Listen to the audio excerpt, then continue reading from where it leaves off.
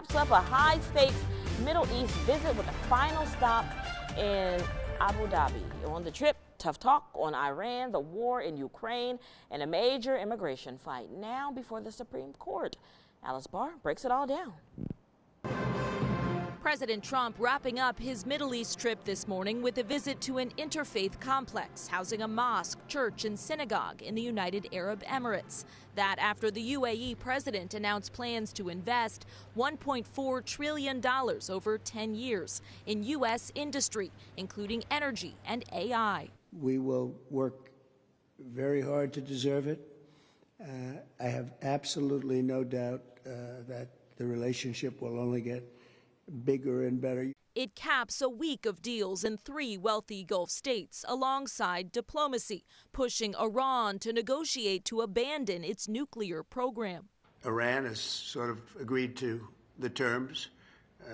They're not going to make, I call it in a friendly way, nuclear dust. While agreeing to lift sanctions on Syria and pressing its president to normalize relations with Israel, all while weighing in on talks underway to end Russia's war on Ukraine. Nothing's going to happen until Putin and I get together. President Trump returns to the U.S. today as the Supreme Court begins considering his administration's case on birthright citizenship and the power of federal judges.